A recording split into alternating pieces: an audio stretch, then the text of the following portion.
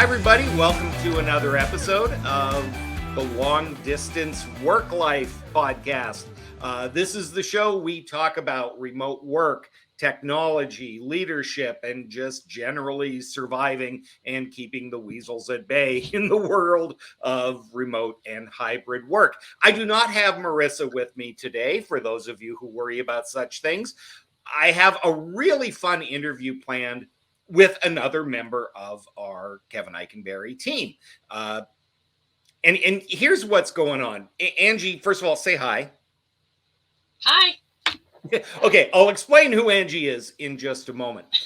One of the trending topics, if you will, in remote work is the idea of being a digital nomad. This idea that, have laptop, will travel. And if you look on LinkedIn or you look on the various websites, it's all really hip young people living on the Costa del Sol or Costa Rica or Bali or something. And it's incredibly hip and glamorous. And when you start having that discussion for mere mortals like you and me, it feels not terribly realistic. This is where Angie comes in. Angie has worked with the Kevin Eikenberry Group forever. Angie, why don't you tell them what it is that you do for the team? Well, that's probably the hardest question you're going to ask me all day. You're right. I have an official title. There's my cat in the background. I have official title of Director of Process Engagement. And what that means is I build process automation to manage both our clients and our team members. So I help our clients get connected to what they need online, and I help our team members stay connected to our clients with digital information, database management, that kind of thing. Now, first of all, she has been doing this for a very long time and extremely well. But the important thing is, about a year and a half, 2 years ago, you made a decision which shocked the heck out of everybody, given the job that you do, which sounds very much like you should be holed up somewhere in a secure facility or maybe even in the office with access to the boss. But you decided to do something 2 years ago, and tell everybody what you did. So it was kind of a strange convergence of events, and it all actually came together at the same time, which was odd. My husband and I, first of all, I am not a camper. I don't like the outside. I don't like bugs. But my husband and I decided we wanted to maybe think about RVing, and we bought an RV and did the weekend warrior thing and absolutely loved it. And then we started following all these people on YouTube who live in their RVs full time, and they travel around full time. And boy, wouldn't that be great? What an exciting life. And I don't know how we would ever do that. And in 2018, the 2018-2019 basically school year, we were empty nesters. We had 2 kids at college, one a senior and one a freshman, and loved it. Some people hate being empty nesters, and we just really kind of found our groove and really enjoyed it. And then that oldest child graduated and moved back home. As one does. Yeah, and love her to death. But we kind of got used to, in that short year, being empty nesters. And the more we watched the YouTube stars that were doing it all the time, the bigger the dream became. And all the while in the background was the memory that in February 17th of 2006, my dad retired at age 59 from his coat and tie sales job. Didn't have to work, but was planning on learning some woodworking skills. He found a handyman he was going to work with and redo like doors and window frames and maybe make some furniture. Like, he was going to dig in with his hands and really enjoy it. February 17th, 2007, my dad passed away after fighting stomach cancer for 10 months. He and my mom had planned for a great retirement and saved, and they'd been really smart. And the thing that they couldn't account for and save up was time. And since then, that's just been brewing in the back of my mind of, why put it off? What can I do to make sure that that doesn't happen to me? My mom, a few years later, was diagnosed with Alzheimer's, and she's now in an assisted living facility and has to have help caring for herself. So neither of them got to live their retirement dream of what a great life it was going to be once you didn't have to work anymore, and they saved the money, and there were a lot of things they went without so that they could save the money for retirement, and then they didn't get any. And so my husband and I kind of looked at each other and said, you know what? Traveling around in an RV is something retired people do. Is a load of hogwash. Let's just do it. Why not? So we did a lot of research and we did a lot of planning. And 3 days after Christmas in 2019, we left our house in central Indiana, and in the terrific care of my daughter and her then boyfriend, who is now her husband, they rent our house. That's one of the things that full-time RVers struggle with.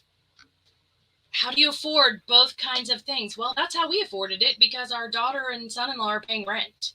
Now, one of the other ways that you've afforded it is that you kept your job, which, as I say, is central to this organization. I am not kidding when I say Angie is largely the glue that keeps us functioning as an organization. So you're very kind. You thought of, you have your finger on a lot of buttons that are important to me.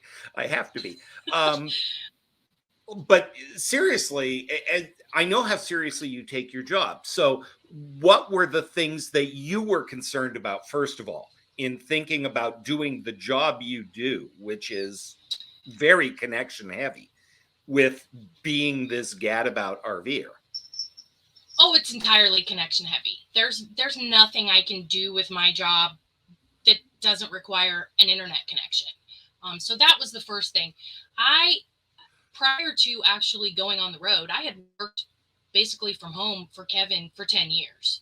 So I already knew that I could do my job anywhere I wanted to. And we had actually tried a couple of trips where I didn't take the full week off. We went to Pigeon Forge or someplace, and I worked a few days and I took a few days off, and we adventured in the evening, and my husband kind of sat out by the campfire and just enjoyed his days in the peace and quiet. And so I had done a little bit of remote working from the RV, but the biggest single unknown factor is the internet connectivity. A lot of parks have free Wi-Fi, but it's not very good. It's not very strong. It's not very reliable. And so prior to even doing this, that was one of the very first things we researched. Okay, how's the best way to get a consistent Wi-Fi connection that's not just hotspotting from your phone? Because everybody knows that's going to run out eventually. You're going to get either cut off on your data or throttled. Okay, so the Wi-Fi connection the biggest research. Yeah, the Wi-Fi connection is part of it. Now you have to go in, and you are blessed in that Kevin, besides being a fine boss in general, we literally wrote the book on remote work. So, he was predisposed, I'm sure. But how did that conversation go? What were your concerns? What were his concerns? How did that talk go?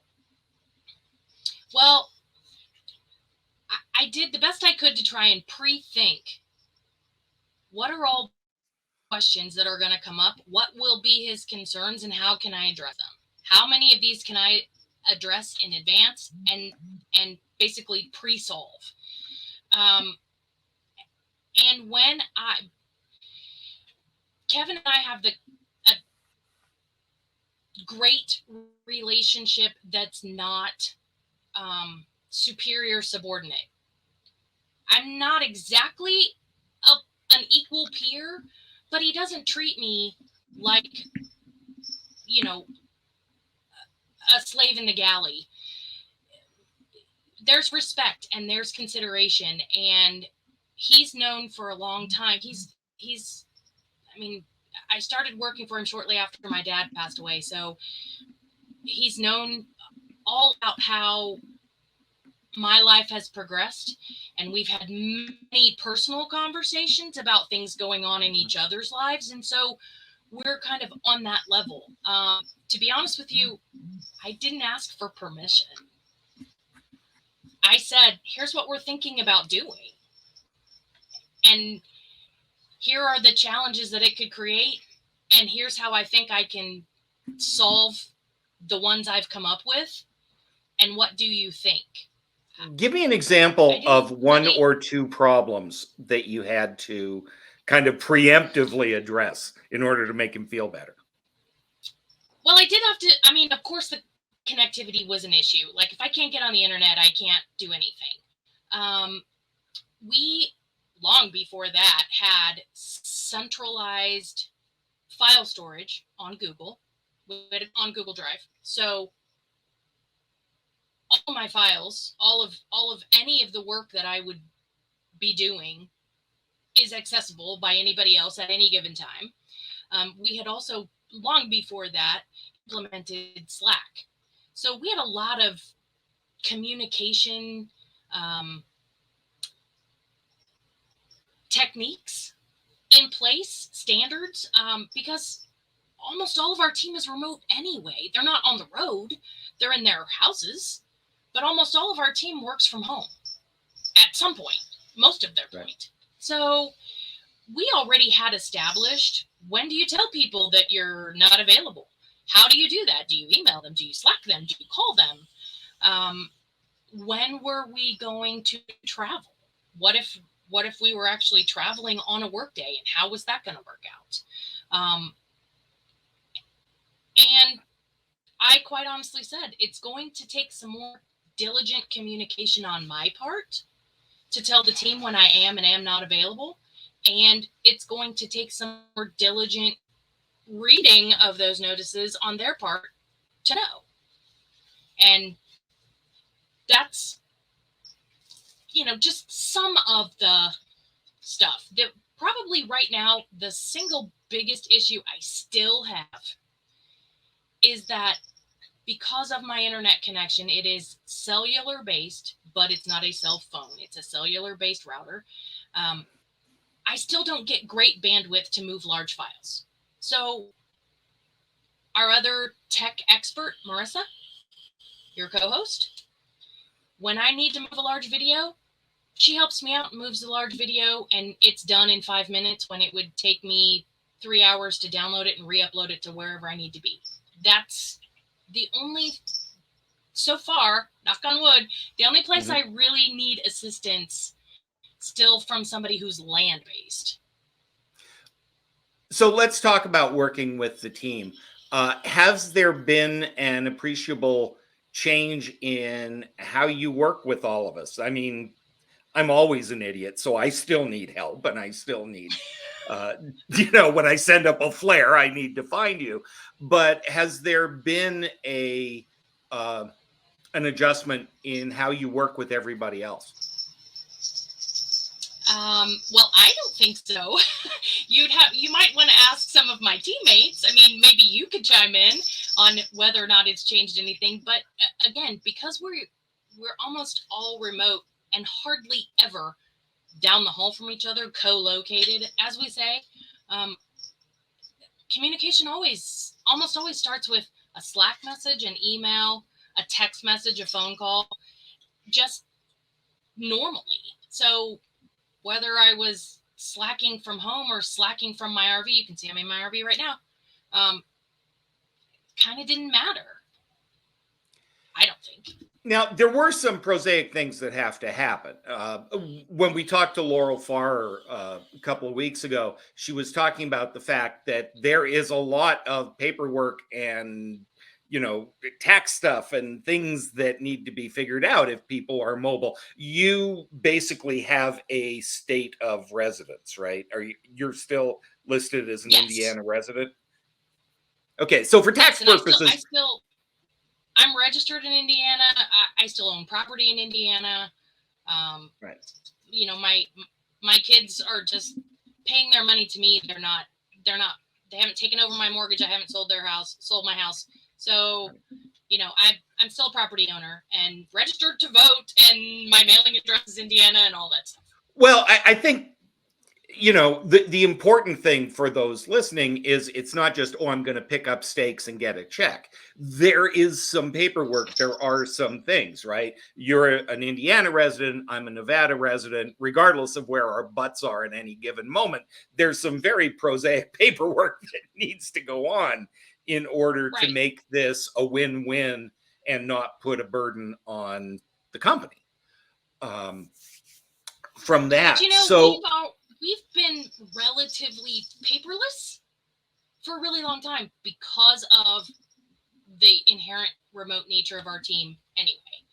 It didn't make sense to have papers to pass around. That's why we have Google Drive, to be able to pass files back and forth. And, at the end of the year, when Kevin does my W-2, I can just download it. So Auntie Angie gets to take somebody by the shoulder who is thinking about becoming a digital nomad. And you get to have the heart to heart with them. There may or may not be a beverage involved in that conversation. What do you tell people thinking about this, besides, make sure you have an internet connection? What are the things about structuring your time, about focusing your work? What are the things you want to tell people who are thinking about doing this? The first thing I would say is that it's absolutely doable. And it's not without its challenges. I can't just, we're in Tampa right now. I can't just pick up on a Thursday afternoon and go to the beach. I have to work. I can't just suddenly decide, hey, we're going to up and move to, Fort Myers today. Let's go. No, gotta work. Thanks. So, it's not as carefree and randomly nomadic as you see some of the people on YouTube who I don't know how they afford it. I don't know when they work. They don't really show that part, but they seem to just be on the go all day, every day, wherever they want to go. I'm sure that's because that's the part they want you to see on YouTube. I don't really have all that freedom, but I would say do your research, try and pre-anticipate what kinds of issues might come up. When we were getting ready and we were, thinking about what we were going to take with us, I prepared an entire folder that is now our office, that's got our birth certificates, our social security number, our social security cards, all of our insurance information, like all of the things that you keep in your file cabinet at home for important stuff. I have it with us just in case. I haven't needed it, but I have it, and I don't have to worry about how am I going to get that if I need my social security card for something. Who knows?